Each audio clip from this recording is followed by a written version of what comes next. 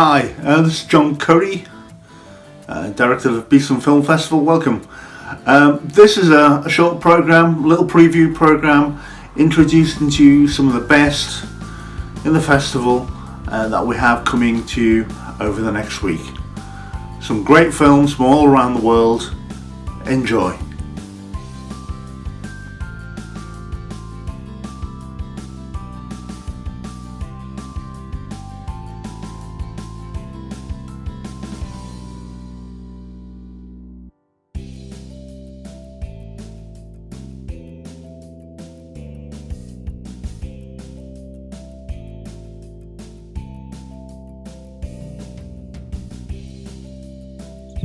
Hiya, so I'm Daniel Adams and I'm with the Beeston Film Festival. We're just doing a quick interview with Claire McDonald, who's the director of 1-800-D-Direct. Would you like to introduce yourself, Claire? I think you've done a very good job, Daniel, but yes, I'm Claire McDonald. I'm the director of 1-800-D-Direct. I'm in London and currently in Hyde Park. So, hi Claire, so could you just start by telling us a bit about your film? That's very general. I mean, I guess it's a period comedy set in Manhattan in the 60s, but it was shot in London in just over a day, and anecdotally the hottest day of the year of that year, which was 2019 when we shot. So what was the most important part or the most difficult part you encountered when you were making the film? Well, I think probably getting it done in that short time frame was one of the biggest challenges. As you know, it's a period film, so nothing contemporary could be there. We were shooting in a youth centre that was actually in use up until the moment we started shooting, and the next day again. So once we finished, so we came in, we dressed the set, from scratch, painted the walls, put the furniture in, put everything in, made that amazing office. Alice Cousins and Martel did that, and then as we finished filming, we started taking down the set, which is always really sad. That is very impressive in a day. Thank you. So obviously, we're a film festival. What would you say is the benefit or the best thing about being in film festivals and entering your films for film festivals like ours? I love film festivals myself. I love going to see what's on, what's out there, what people have been making, what's being thought about, and it's always interesting to see how the programmers have curated it, who they've put you next to, and also you just end up meeting really interesting people who love doing what you do. So that's great. So as a director yourself, what do you think the most important quality is for a director to have to be successful? It's like the Boy Scouts. You've got to be prepared. Okay. and then you've got to make space for everybody in your very talented team to do what they do best. I think that's an important thing. So one of my favourite things about the film was how funny it was. What sort of motivated you to do a sort of a humorous film as opposed to going down other routes? I love comedy. I think you can say extremely important things and explore things in a different way with comedy. So my favourite comedy normally has sadness or serious stuff underneath it. And then it's a way that's accessible, and the best stuff I've ever seen in film and theatre that's touched me the most has always made me laugh first. 100%, I completely agree with you there. And what advice would you give to someone who was looking to start a career in film, especially being a director? I think the most important thing is finding people who understand and will support your vision. And I guess to that end, you have to spend a lot of time thinking about what that is. So a lot of watching other people's work, I guess, is good prep. A final question for me is, who did you look up to? Who was your hero when you were sort of growing up, especially in film? I'm super eclectic, and I guess Kevin Smith is a big hero of mine, but also Bruce Robinson, because Withnail and I inspired me a lot. And then in French film, Buñuel, who does kind of class and kind of comedy of manners, I guess, a bit in the Molière style. But yeah, and lots of other people that I could go on for hours, but I won't. Is there anything else you want to add about your film or anything? I mean, you know, I can go on and on about it because every film has an amazing story, but it's really about, you know, bringing all the layers of the film, whether it's the costume, the makeup, the ensemble cast, which is fantastic in this film, and to the right down to the composer who I worked with to create a whole sort of extra voice in the film. It was a great piece of work to finish. Yeah, definitely one of the things I noticed was the sort of standout colours and especially the wardrobe. I think it was very sort of aesthetically pleasing. So it was really sort of calming and nice to watch as well. Yeah, that's Alexei Kutkovska, if I'm pronouncing it correctly, who's working on a lot of stuff now, and just all these little touches that feed into your experience. Yeah, that's brilliant. Thank you very much for taking the time to speak with me.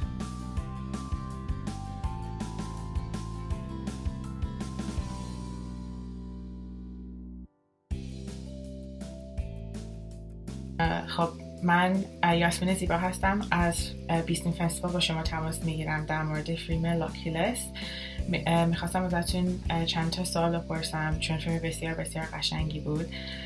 اگه شما میخواین خودتون رو معرفی کنین و کمی در مورد فیلمتون به من توضیح بدین لطفا.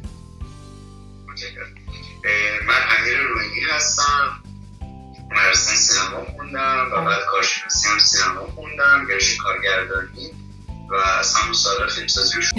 مرسی. چه افکاری و عقیده‌هایی در پشت این فیلم کوتاه شما بوده؟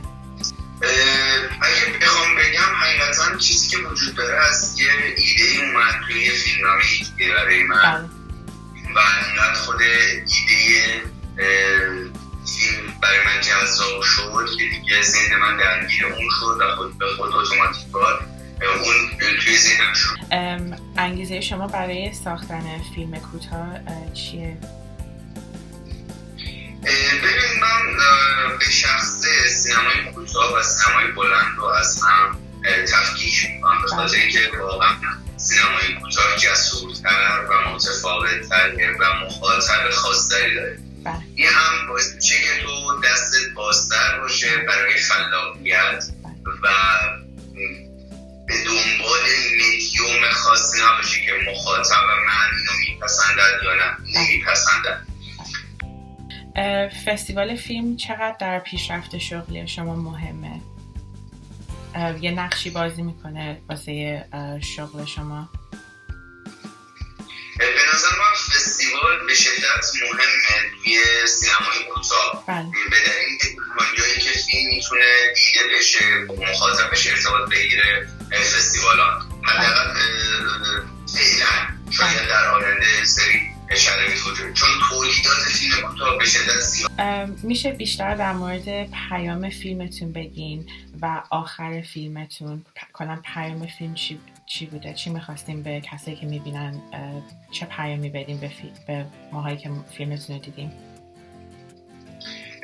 من توی فیلمسازی همیشه اینجوریم که من فیلمم که میسازم کار من تموم شده و مخاطب اون چه که دریافت میکند همون درست داریم. اگر یکی از فیلم من حس عشق میگیره، یکی حس ترس میگیره یا استراب یا هر چیزی دیگه به نظر من اون درست ترین. اما من به عنوان فیلمساز اگه بخوام در مورد فیلمم حرف بزنم ریشه فیلم من بیشتر روانشناسانه است تا در کاتگوری دیگه قرار بگیره. من کاراکتر اصلی به دنبال این بود که مادرش رو از دست نده در صورتی که از دست داده بود و تمام تلاشش رو میکرد تا با اون یکی باشه و در نهایت تلاش اون منجر به یه چرخش دایره‌وار میشه که از زندان مادر بیرون میاد و دوباره این چرخش شکل میگیره و اون سلا و اون آب با رفتن جنازه به داخل اون آب نمادی از زندان مادرش میگیره و اون دوباره با مادرش شکل میشه این تصور من از قصه‌ای بود که داشتم، ولی خب باز در نهایت مخاطب آنچه که درک بکنه از فیلم اون درست‌ترین قصه. بله خیلی ممنون، مرسی. فیلم بسیار بسیار قشنگیه، من خیلی لذت بردم دیدم. ویروس کرونا توی ساخت فروش فیلم تاثیری داشت یا نه؟ ببینید در مورد ساختش که بعد از ساخت فیلم بود که خبر ویروس اومد و اگر چنین نبود که اصلا کلا فیلم من میخوابید به لحاظ لوکیشن هایی که داشت قبرستون و اون سرخونه و اینا همه پیچیدهش میکرد و عملا پروژه میخوابید و خدا رو شکر میکنم که بعد از اون یعنی در کلی خدا رو شکر نمیکنم که همچین بیماری به فیلم من به لحاظ تولیدی آسیب نزد و به لحاظ جشنواره ها و فروش فیلم توی ایران یه خورده معنای خاصی نداره، چون به لحاظ محدودیت های ایدئولوژی یا سیاست هایی که وجود داره قاعدتا یه سری فیلم ها کلا اصلا میریزن و فیلم من جز اون دسته فیلم هاست که این امکان نداره در تلویزیون یا حتی تا حدودی ایشان عموم بره، ولی جشنواره ها این تاثیر رو گذاشت چون یه سریشون به تعلق افتادن و این باعث شد که سبد فیلم های جشنواره ها بیشتر بشه. یعنی اگر فرضاً من فیلمم سال 98 به ایران 2020 ساختم، خب شروع میشه جشنواره ها در سال 2021 فرضاً، اما به خاطر اینکه این تعلق افتاد فیلمایی که در 2021 هم ساخته شدن اومدن توی دسته و این کار خیلی سخت‌تر کرد به لحاظ انتخاب. مثلا فرضاً جشنواره‌ای اگه سالیانه 1000 فیلم دریافت می‌کرد تبدیل شد به 1600 700 تا 800 تا و این باعث می‌شد که رقابت سخت‌تر شکل بگیره و دیده شدن فیلم تو منوط به چیزهای دیگر هم باشه و این مثلا یه خورده این تأثیر رو گذاشت. این من اولین فستیوالی که فکر می‌کنم شرکت کردم تقریبا بعد از 1 سال خورده‌ای بود بعد از تولید فیلمم، یعنی این که جشنواره‌ها به تعلق افتادن، ملغا شدن و الی آخر و این خیلی تاثیر بدی به لحاظ روحی برای من گذاشت، چون بالاخره یه تیمی بودیم کار کردیم و سبب داشتیم که به اکران دیده بشه، صحبت بشه و فیدبک بگیریم و این باعث شد که یه خورده به تعلق بیفته و سبت جشنواره هم پروپنده بشه. ولی خب خدا رو شکر حالا فستیوالی که فرستادم معمولا پذیرفته شده، ولی خب هنوز اتفاق به لحاظ جایزه نیفتاده. مرسی خیلی. چیز بیشتری هست بخواین در مورد فیلمتون یا کلا حرف بزنین؟ من همه سالامو ازتون پرسیدم، خیلی ممنون که این وقت رو من دادین. متشکرم، نه صحبتی نیست و سپاسگزارم از شما و جشنواره خوبتون و تشکر میکنم از دبیر محترم جشنواره برای از این صحبت ببری و همچنین شما که این فستیوال رو برگزار میکنید با دقت و ظرافت. خیلی ممنون که شما فیلمتون رو به ما دادین، واقعا فیلم خیلی قشنگی بود و این جایزه واقعا تو دست درسته. خیلی ممنون که وقت واسه من گذاشتین. Hi, I'm Daniel Adams from the Beeston Film Festival. We're here today with Jonathan. Jonathan, if you want to just introduce yourself and the film that you've entered into the festival. Hi, I'm Jonathan Blagrove. I'm the director of Hold, which is a short 9-minute thriller starring Robert Whitlock and was written by Linda Williams. It's a tense, claustrophobic piece which focuses around Tommy, an out of work building contractor who over a period of about 9 months has lied and found himself into some pretty dire circumstances, and within the course of the 9-minute film all those lies come unravelling around him. So when making this film, Jonathan, what was the most important part or the most difficult part of making it? The most difficult part of making Hold was the fact that we had very little money, had a very small budget, about £4,500 total, including post-production. So we within the sort of confines of that budget, we thought really hard about how we could try to make this film, very small film, have like a bigger sense of scale and try to make that money go as far as possible. So I think the toughest challenge we had was not having enough time or people. The crew was very small, and we shot it over basically one night, where, you know, all these things you could always do with more time and more money. But like the biggest creative challenge was trying to make essentially what is a film about a man in a car on a phone interesting and exciting. Yeah. So obviously you've entered the Beeston Film Festival this year. That's sort of what we're a part of. What would you say as a director is the best thing about entering film festivals like ours? The best thing about entering film festivals like the Beeston Film Festival is, pre-COVID would be actually getting to go to the festival and mingling with like-minded people, meeting other filmmakers, and just enjoying watching your sort of work on the big screen.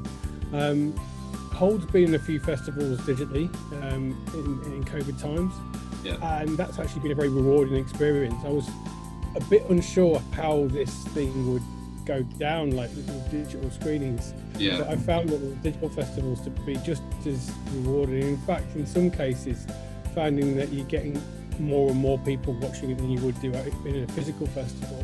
So with maybe a physical festival, you'd be limited by, you know, the number of people you could have in a screening room, and they can be quite small. Some small festivals, and there could be, you know, 200 people if it's in a big cinema screening. But this opens it out to people across the country as well, I think. And you've got potential for a larger audience, but also at the same time keeping that kind of bespoke, you know, feel. It's not like you're putting it out there for everyone to see permanently. It's just, you know, it's online for a short amount of time and an invitation, and I think it retains that kind of special nature which film festivals have. Yeah, definitely. So as yourself, you're a director. What would you say is the most important quality you have, or just a director in general should have when making films? That's a really good question. It's quite a difficult one to answer. I think, I mean, I'm still learning. This is my second short film as a director. I've made quite a few short films as a producer and been involved in other guises. I think the best thing for me is to keep my ears and eyes open, listen to those that I'm working with. I personally see film as a collaborative approach, and I worked with an amazing writer, Linda Williams. That was a very rewarding experience, and I think if it was just down to me writing the piece, it would have been not as good. Listening to what the cast have got to bring to it about the characters. So, like working with Robert Whitlock, who plays the lead character Tommy, was a really good experience, because essentially I've known Rob for a couple of years, and I wanted to work with him as a director.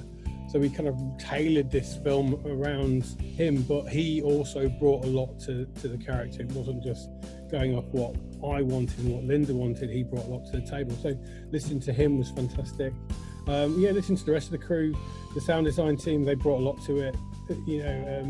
Chris Sharman, the director of photography, also we had great conversations in the run up to it. So just listening to people, and it's a case of like, not about knowing exactly what you want, but also knowing what you don't want as well. So sometimes somebody could suggest something that you might not have thought about it, but it could be the most amazing thing for the film. At the end of the day, I think the film is the ultimate end goal, and trying to make the best. It's very, very much a team effort, sort of working with the people around you. Very much so, yeah. So you mentioned that Hold was a thriller. I was going to say one of the things that I really liked about it was how it builds suspense throughout the entire thing. And the whole time you're sort of wondering what's going to happen. What motivated you to do your film in that way and go down that route? I'm personally interested in stories which are like about ordinary people in extraordinary situations. So Linda and I really wanted to make the story of Hold grounded in reality. So we're making Tommy a very believable character, and I think what's quite interesting is since we finished making the film, we shot the film in 2019, in about this time. It was actually, probably this weekend 2 years ago, that we actually shot the film. Filmed it, and it was finally finished early 2020. But then because of the first lockdown hitting, we had to wait for various different final parts, like the final sound mix, because our sound designer got shut out of his studio. And I think what's happened since is, I think it's become even more relatable to an audience, which was what we wanted. We wanted to make a thriller which was tense, but the audience could maybe relate to the character. Maybe it's like a situation that they've known people have got themselves into. Not necessarily being, I don't want to give too much away by the end, but not necessarily turning to a life of crime, but finding themselves in financial situations, or like finding themselves in some sort of domestic situation similar to Tommy. So I also really like genre films, and I really like the thriller genre itself. Yeah. So we wanted to make something which was tense from the outset, but built to a crescendo, but ultimately was kind of relatable to the audience. Yeah, definitely. So what advice would you give as a director to someone, say I was just wanted to start out in film or anything like that? What's one bit of advice that you'd give to a young director? One bit of advice I'd give to a young filmmaker: just get out there and do it. I think a lot of people say this, and I'm a firm believer in this. When I first started to get into filmmaking, everything was a lot different. The accessibility wasn't quite there. So I think now that most people have like a video camera in their pocket that can do 4K, an iPhone or Android phone can do pretty good resolution, and you can buy relatively cheap lenses online. And I know people like Steven Soderbergh have gone out there and made whole feature films that have had cinema releases with that kind of equipment, and then you can cut it on your laptop. I think just get out there and do it and learn from making mistakes. I think that's the best way, just to get out there and learn. I mean, nobody's career started off fully formed. I think the sooner you can get those kind of early films out of the way and learn from experience, I think is the best way. Yeah, definitely. And then a question for me was, who was your hero growing up when you sort of started getting into directing? Oh, that's quite a tricky question, because I think there's been different people at various different points. I'm of a generation that grew up when Star Wars, the first Star Wars trilogy was, very important as children, and that kind of, I remember watching on television. I can't remember when it was, but I was very young. I think it was behind the scenes of Empire Strikes Back, and this was actually a job. This was actually something that some people did for a living. It was made by people. Oh, I quite like that. And then in the 90s, I got quite into the wave of indie American cinema, like Tarantino, Soderbergh, people like that. And then but all throughout my kind of life, I've always really looked up to Stanley Kubrick.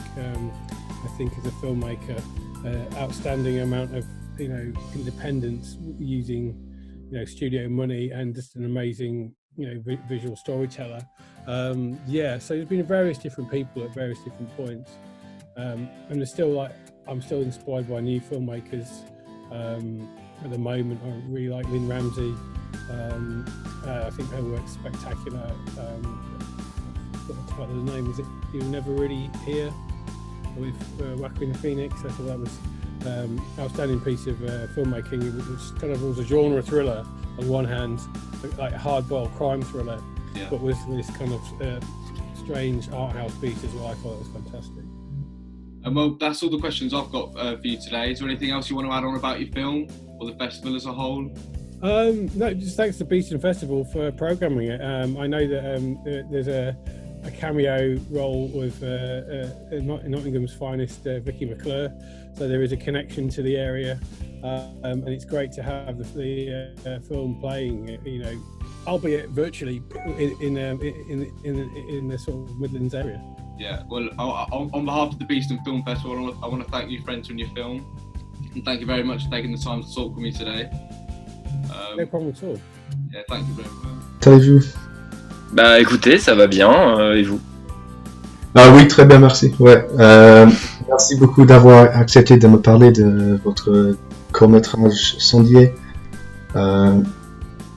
Est-ce que vous pourriez nous donner un petit aperçu de votre film, qui en fait a été nominé pour des récompenses dans plusieurs catégories de notre festival cette année? Ouais, déjà je suis très touché d'avoir été nominé dans plusieurs catégories. Mon film, c'est un conte C'est un conte donc, qui reprend le folklore du marchand de sable. Et j'ai décidé vraiment de le croiser avec un esprit kafkaïen pour créer une dimension un peu étrange et un peu onirique et montrer que le marchand de sable, en tout cas dans l'histoire, il a une place où il est vraiment petit par rapport à tout ce qui l'entoure et du coup lui à la fois casser l'aspect un peu magique de la chose, donc avec un peu d'humour et en même temps de jouer avec les différents tons pour créer différentes sensations quand on regarde le film, quoi. Ouais. Oui, moi personnellement, je l'ai vu plusieurs fois et parce que ça m'a vraiment fasciné. Je l'ai trouvé un film très fascinant et après l'avoir vu en deuxième fois, je me suis rendu compte qu'il y a je sais pas si c'est des sens cachés, mais des significations dans le film. Mais je veux pas trop révéler pour ceux qui n'ont pas encore le regardé. Alors il y a pas de bon, déjà merci beaucoup et il n'y a pas de sens caché, mais en fait je pense que comme je regarde beaucoup de films, en fait je pense que le résultat fait que dans Sandier il y a comme beaucoup de références en fait. Il y a beaucoup de clins d'œil, beaucoup qui sont inconscients, mais parfois même je m'en rends compte après coup, genre je revois un film que j'ai déjà vu et je me dis ah bah j'ai eu cette idée là-dedans en fait, mais je m'en étais pas forcément rendu compte. Et du coup c'est vrai que quand on le voit plusieurs fois on peut se dire ah bah c'est vrai qu'il y a ça et en fait avec l'équipe, ce qu'on perd c'est que j'avais vraiment une super équipe autour de moi et que on voulait vraiment avoir le souci du détail et vraiment que tout soit qu'on fasse attention à tout, quoi, qu'il y ait des petits détails par-ci, par-là, pour que l'univers en fait soit riche, parce que c'est pas tellement un film de personnages que d'univers en fait. Et pour que l'univers il soit plausible et qu'il fonctionne bien, fallait que ce soit un peu riche dans son contenu, quoi. Ouais, tout à fait. J'ai beaucoup aimé ce film. Je voulais vous parler des festivals de cinéma en général, si vous me le permettez. Et pour vous, quelle est l'importance des festivals de cinéma en tant que votre carrière professionnelle? Moi en fait c'est la première fois que j'envoie un court-métrage en festival. C'est le premier court-métrage un peu costaud, on va dire, parce qu'on avait quand même pas mal de jours de tournage, on avait une équipe, j'ai cherché à avoir de l'argent pour mettre dedans parce que c'est autoproduit, je suis pas voilà. Donc ça a mis du temps et du coup je me suis dit bon je vais l'envoyer en festival et je savais pas par où passer parce qu'il y a vraiment beaucoup de festivals et du coup je m'étais dit que c'était important parce que déjà ça permettait d'avoir des retours en fait sur le film, ça me permettait d'avoir de la visibilité, ce qui est important aussi quand on décide de faire ça, ça me permettait de voir justement ce que ça pouvait déboucher, quoi que ce soit des rencontres, quand des gens me contactent ou pas, aussi de donner une crédibilité à mon travail pour dire voilà, vu que là le film était autoproduit, l'idée c'est pour le prochain d'avoir peut-être plus d'argent, quelque chose de plus solide derrière pour m'accompagner pour quelque chose d'un peu plus costaud, quoi. Et du coup, il fallait avoir cette crédibilité-là, et je pense que j'aurais pas pu l'avoir ailleurs qu'avec les festivals. Et du coup, là, ça se passe bien, donc ouais, ça va. Tout à fait. Est-ce que la réalisation des films est quelque chose que vous avez intéressé toute votre vie depuis un jeune âge ou Alors, en fait, quand j'étais petit, je regardais déjà pas mal de films. Mon père, ma mère, mes grands-parents, enfin, je regardais vraiment beaucoup de films. Et je savais déjà le cinéma, j'aimais déjà ça beaucoup. Et je savais pas que je voulais faire de la réalisation particulièrement. Au début, j'avais pensé être acteur, je sais pas, quand j'avais 10 ans ou quoi, mais c'est toujours resté en fond. Après, j'étais hyper attiré par la musique. Et en fait, je me suis dit que j'adorais le cinéma et la musique, et je me suis dit ouais, mais dans la musique je trouverais pas forcément du cinéma, alors que dans le cinéma je trouverais les deux en fait. Donc je me suis redirigé vers le cinéma et je me suis dit que j'avais envie de réaliser des histoires où je fais la musique aussi et où j'ai envie de raconter des histoires que je veux, quoi. Enfin, vraiment de fabriquer quelque chose en fait. C'est vraiment très artisanal en fait. Et c'est ça que j'aime bien. Ouais. Donc c'est arrivé où je sais pas, quand j'avais 14-15 ans, quoi, où vraiment je me suis dit que c'est ce que je voulais faire, quoi. Ouais, c'est vraiment une compétence que je suis très jaloux de vous. Mais c'est gentil, je trouve pas. Pour vous, quelle est la chose la plus difficile de réaliser en film? Et j'imagine que le coronavirus a rendu les choses beaucoup plus difficiles. Bah, en fait, le coronavirus, il est arrivé pendant la post-production. Et du coup, ça a ralenti la post-production. Mais heureusement, on n'a pas eu de problème comme ça avec le tournage.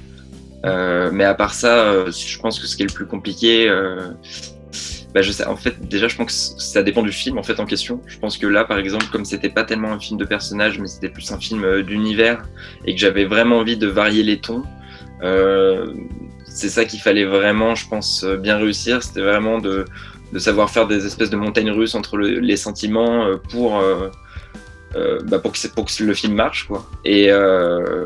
Mais sinon, ça dépend vraiment. Je pense qu'il y a des films où le travail d'acteur, il doit être, par exemple, beaucoup plus dur.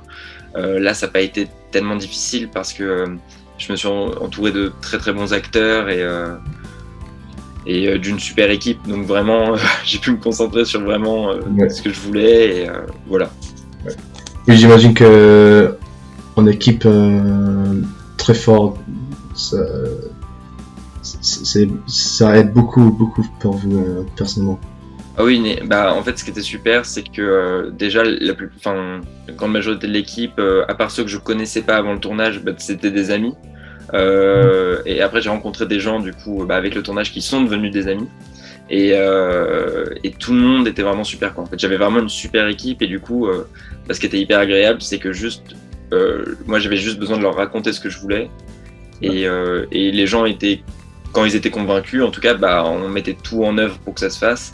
Et du coup, il n'y a pas eu de rapport compliqué avec ça, où tout le monde a vraiment donné du sien. Et c'est ça qui est bien et qu'on oublie souvent, parce que du coup, c'est un vrai travail d'équipe. Tout le monde y a donné du sien, et c'est pour ça que qu'il y a ce résultat-là, quoi. Oui, d'accord, parfait. Est-ce que vous avez des questions pour moi au sujet du festival? J'essaierai de répondre. J'ai pas particulièrement de questions par rapport au festival. En tout cas, je suis très content d'en faire partie.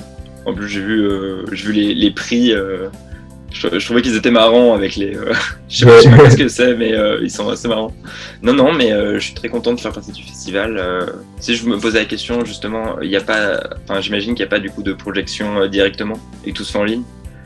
Ouais, tous en ligne. C'est ça, malheureusement, mais de ce que j'ai vu, ça marche très bien en ligne.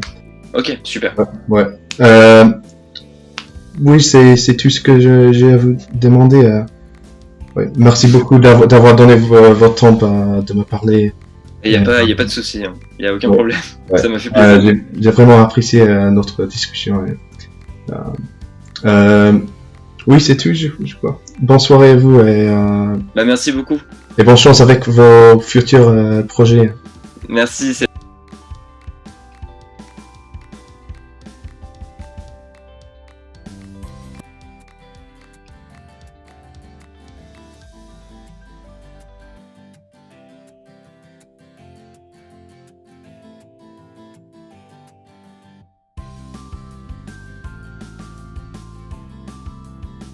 Der Film spielt im 18. Jahrhundert und handelt davon, dass die Herzogin Sophie unglücklich ist, weil ihr Mann, der Herzog Wilhelm, eine Vorhautverengung hat. Und dann überlegt sie sich bei einer Tasse Tee, dass sie den Herrn Finanzdirektor Ruhmstein zu sich einlädt und mit ihm zusammen Tee trinkt, damit der Finanzdirektor Ruhmstein, der jüdisch ist, mit ihrem Mann, dem Herzog, über seine Vorhautverengung reden soll. Und genau, so kommt diese ganze Situation zusammen, dass einfach 3 Menschen aufeinander kommen in einem Garten und es in etwas ausartet. Wären die Gedanken und Ideen hinter ihrem Film, Wie haben Sie also um diese Ideen gekommen? Also die Ideen war so ein bisschen, also Mathis Vandenberg hat das Drehbuch geschrieben und der kam auf die Idee, diese 3 Topics sozusagen Antisemitismus und diese toxische Männlichkeit und die Rolle der Frau mit diesem Kammerspiel alle zusammen irgendwie runterzubrechen und was passieren würde, wenn man sozusagen diese 3 Topics natürlich auch mit sehr vielen Vorurteilen bespielt und guckt, wie diese 3 Charaktere, die ja sozusagen jeder ein Vorurteil oder eine Rolle oder ein Topic bekommen hat, was passiert, wenn man diese 3 Menschen in einen Raum tut. Und genau, das war so ein bisschen die Idee und der Hintergedanke von diesem ganzen Film. Und natürlich, dass das Topic, vor allem auch Antisemitismus, es spielt hier alles im 18. Jahrhundert und diese stiffe Sprache und diese ernste Sprache und das alles so ein bisschen alt ist, macht es natürlich auch sehr ironisch, aber wenn man halt genau darüber nachdenkt, ist es halt auch immer noch ein Problem von heute und das macht es halt noch bildlicher, weil man das irgendwie in diese Zeit versetzt. Ja. Also gab es also irgendwelche Herausforderungen, die also Sie bewältigen mussten oder etwas, die also sehr schwer wären? Ja, auf jeden Fall. Also es gab vor allem tatsächlich während des Drehs war es tatsächlich sehr schwierig, auch für den Kameramann und die Lichtcrew, weil wir haben 5 Tage gedreht und wir haben natürlich im Sommer gedreht und es war natürlich manchmal Sonne, manchmal wolkig und so hin und her und dadurch ja das alles an einer Szene spielt und die ist ja genauso lang, wie sie stattfindet. Also der Film ist 8 Minuten 30 und die Szene soll auch 8 Minuten 30 spielen. Das heißt, es war für den Kameramann sehr tricky, diese Lichtverhältnisse damit umzugehen. Und das haben wir aber dann im Endeffekt gut hinbekommen.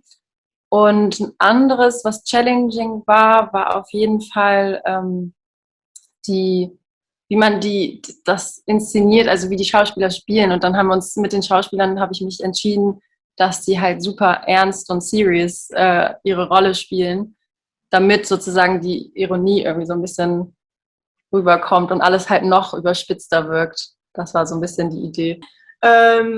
Also gibt es einen bestimmten Teil des Films, die also Ihnen wirklich gefällt und warum? Ich mag auf jeden Fall, ich habe viel drüber nachgedacht und ich mag tatsächlich immer noch, wie wir die einzelnen Charaktere vorstellen. Also dass zum Beispiel Sophie sieht man erst nur von hinten, weil sie super böse ist und evil und halt irgendwas im Schilde führt. Und Rubinstein sitzt da in diesem Pavillon und ist eigentlich super aufgeschmissen, so ein bisschen wie der Vogel in dem Birdcage davor. Und dann kommt Wilhelm um die Ecke, der halt irgendwie von gar nichts Ahnung hat und alles wird in so diese Situation geschmissen. Und auf jeden Fall natürlich die Szene, wenn dann alles so super emotional wird und alle am Ausrasten sind von den 3 Schauspielern und die Charakter sich einfach nur noch anschreien, mag ich das auch sehr gerne, dass für Sophie und Wilhelm ist die Situation dann richtig schnell gelöst und die sind super happy und Rubinstein steht halt immer noch da und ist super fertig von der ganzen Situation, weil er sozusagen vorgeführt wurde und das ist auch einer meiner Lieblingsteile von dem Film auf jeden Fall. Und also zum Letzten, wie wichtig ist also ist für Ihnen dieser Preis? Also wie wichtig sind Filmfestivals für Ihre also berufliche Entwicklung? Auf jeden Fall schon wichtig. Doch, auf jeden Fall wichtig. Man lernt coole Leute kennen, man lernt neue Leute kennen, vor allem auch Leute, die in der Filmbranche halt arbeiten und das ist natürlich voll viel wert. Und es ist auch irgendwie schön, in einem Raum zu sein, wo der Film gezeigt wird und man gibt dem so eine Art Aufmerksamkeit und es ist einfach es ist schön, auf jeden Fall bei einem Festival dabei zu sein.